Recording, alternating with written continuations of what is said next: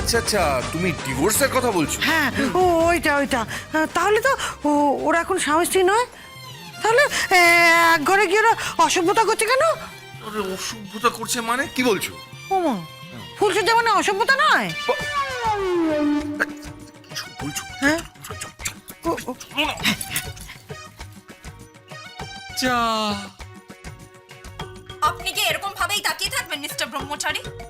না মানে আমার না সত্যি খুব ভয় করছে। ভয় করছে কেন?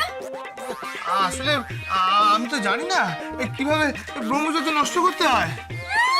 উনি নাকি জানেন না কিভাবে ব্রহ্মচর্য নষ্ট করতে হয়। আপনার দড়িগুলো না টেনে ছিঁড়ে ফেলবো। তারপরে আমাকে কি সবকিছু শিখিয়ে পড়িয়ে নিতে হবে? না তা নয়, আসলে আমার নারী কেমন চঞ্চল হয়ে উঠেছে দেখুন। দেখে হ্যাঁ, আপনার নারী যে চঞ্চল হয়ে উঠেছে সেটা আমি বুঝতে পারছি, কিন্তু এই নারীও যে চঞ্চল হয়ে উঠেছে সেটা কি আপনি বুঝতে পারছেন না? হ্যাঁ, আপনি তো নারী। কেন আমি নারী নই? দেখুন, আমাকে দেখে মনে হচ্ছে না? হ্যাঁ, আপনি নারী, আপনি পূর্ণাঙ্গ নারী। এই দেখুন, এসব অঙ্গ ফঙ্গ বলবেন না তো। আপনি আমাকে পরিষ্কার বাংলায় বলুন, আপনি কি স্ট্যাচুর মতো দাঁড়িয়ে আমার মুখ দেখবেন? না না, মুখ নয়, আমি আপনার হাতটা ধরবো। এই কি, আপনার হাতটা কাঁপছে কেন? হাত মানে এই হাত দিয়ে আমি 50 জন গুন্ডাকে ধরতে পারি, কিন্তু একজন রমণীকে ধরা কি কঠিন রে বাবা। এই নিন, এই রমণী আপনার হাতটা ধরে নিয়েছে।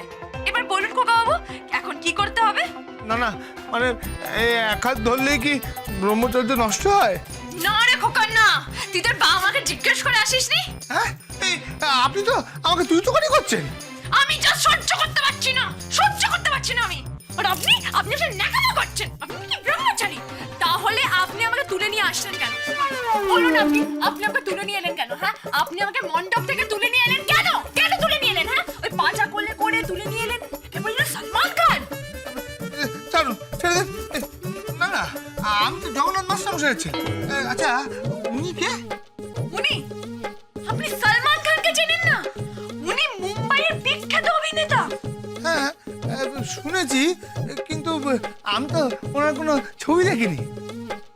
আমি সেই ছোটবেলায় অনেক ছবি দেখেছিলাম, ওই ধরতি পান্না, তারপরে মা ভবতারিণী, তারপরে জয় বাবা তারকনাথ, আর আপনার সাথে ওই নোংরা বাজে ছবিটা, ওই জবানি জবানি।